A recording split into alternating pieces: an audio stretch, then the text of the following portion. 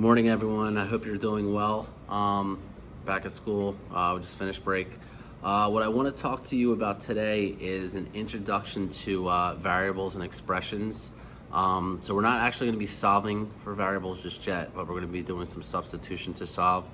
I did want to go over some vocab that some students might get confused with, that you'll see from here on out, well into your high school career as a math student and also college.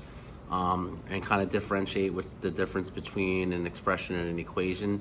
So it's pretty straightforward. Substitution will definitely be like the big thing that we're going to do today. But I still like to go over some problems with you and help you out. So I hope it helps you with your work.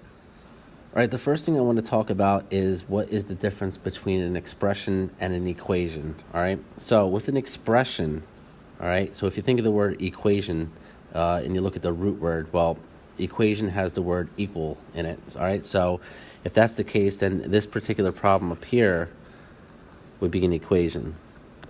All right, whereas the one below is just what's called an expression.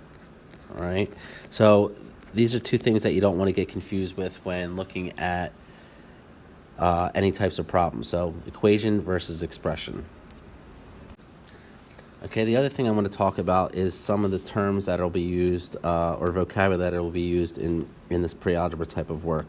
All right, so if you look at this first problem here, a lot of times teachers will ask how many terms are in the problem. All right, so terms are separated by operations. So we have the plus here in the middle, so that would mean that we have a term here and a term here. So we have two terms in this particular expression. The other thing is that we hear words like constant, variable, coefficient, solutions, things like that. So here, a lot of times kids will just call this a number, but in math terms, this is known as our constant, meaning it's a number that sits by itself. There's no variable attached to it. Here is our variable, which can be represented by any particular letter or unknown. Most of the time it's x. So you'll also see that as you move into pre-algebra, they don't use x's for multiplication anymore. And then this here is known as our coefficient. So once again, if you think of the root word co, or this prefix co, like coworker, it's working with the variable. And when you have a number next to a variable like this, the operation that's being used here is multiplication. And in most cases, they will not put multiplication sign in between. It's just assumed to be multiplication. Okay, I have three examples here where we're going to use substitution to solve for our equations or for our expressions. All right, so they're saying that our 4 is going to represent an n anytime we see an n. So we have 3. We're going to replace that n with 4 plus 15. All right, so this does not make this 3 and 4 a 34. We're actually going to multiply the 3 and 4, making it a 12 plus 20 or plus 15, giving us a result of 27. Okay, for the next problem here, we have e squared. So the e is represented by 8. So it's 8 squared minus 7. And we know that 8 squared is not 16. We're not doing 8 times 2, but it's 8 times itself, which is 64, minus 7, which gives us a result of 57. All right, now the next one's a little tougher because we have multiple numbers to replace here. So we have 18 divided by, well, they're saying that a is 6, plus, and in this case, b is 45, divided by 9.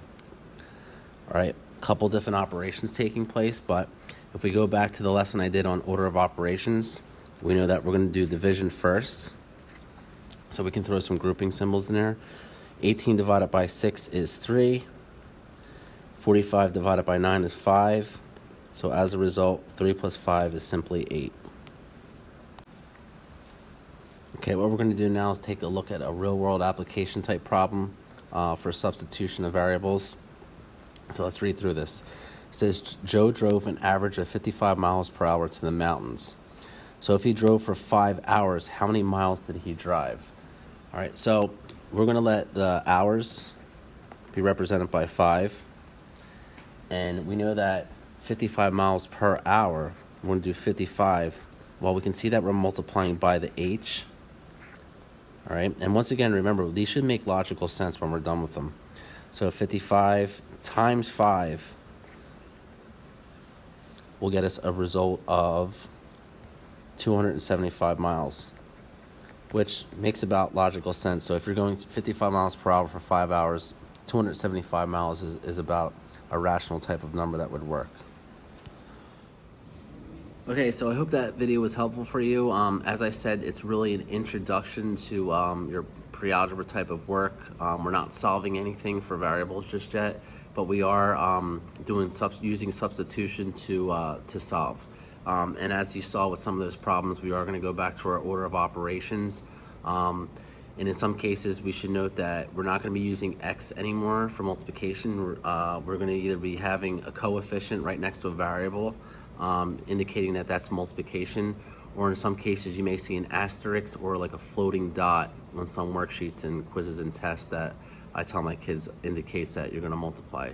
So I hope that was helpful for you. Please be sure to subscribe to the page and share and hit that notification bell because it'll help me out, and I hope it will help out any other struggling math students or struggling math parents. Thank you.